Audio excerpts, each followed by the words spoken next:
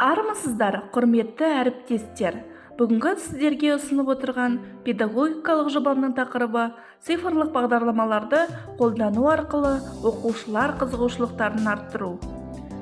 Педагогикалық жобамның негізгі мақсаты оқушыларға білім беру барысында түрлі әдіс-тәсілдерді қолдана отырып, жан-жақты алған білімін өмірде қолдана алатын жеке тұлға қалыптастыру.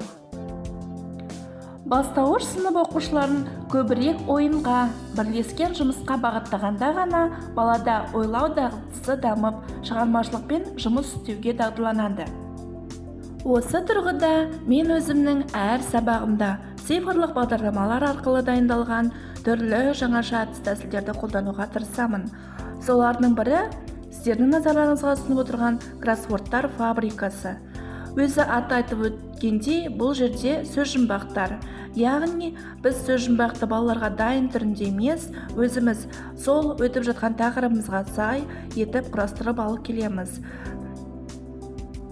Бұл тәсілді қолдану негізі өте жеңіл, әрбір мұғалімнің қолынан келеді. Бұл тәсілді қолдану барысында біз бірінші өзіміздің өтетін тақырыбымызды таңдап аламыз. Сол тақырып аясында сол тақырыпқа сай келетін сөздерді таңдаймыз. Және де жаңа сөз жұмбақ құрастыру батырмасын басып, сол жерге қажетті сөздерді енгіземіз.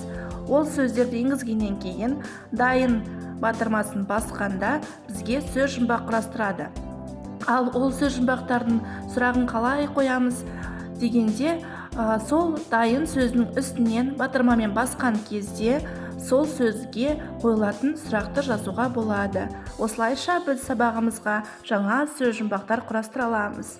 Және де бұның бір тиімділігі, біз сол өзіміз құрастырған сөз жұмбақтарды оқушыларға шығарып бере аламыз қағаз бетіне. Қағаз бетіне шығарып бергеннен кейін өзіміз тақтада түсіндіреміз. Түсіндіргенде бізде сөз берілмейді. Біз батырманы барып басқанда торкөзге, сол торкөз сары түспен белгіленеді. Сары түспен белгіленгенде сол шығатын сөздің сұрағы тақтада жазылып тұрады. Сол сұрақ арқылы балалар жауап береді және өздеріне берілген қағазға сол жауапты жазады. Бұл тәсілді сабақта қолдану арқылы біз өткен тақырыпты немесе жаңа тақырыпты түсінеміз, қорытындылай аламыз. Сонымен қатар балаларға күнделікті шығарып дайындап алып келген кроссвордтан қарағанда осылай тақтада мұғаліммен бірге орындаған өте қызықты болады.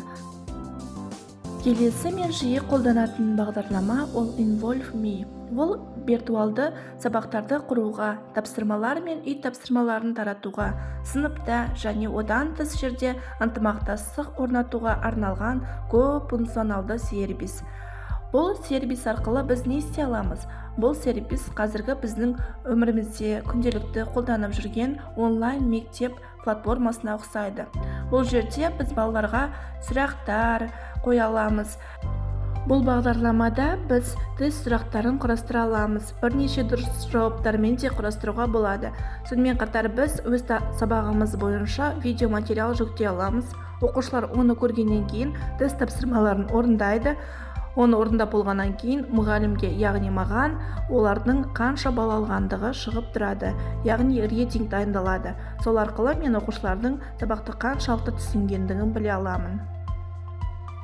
Сонымен қатар басқа да цифрлық бағдарламаларды қолдану арқылы оқушыларға сабақты күнделіктен әлде қандай қызықты өткізуге болады.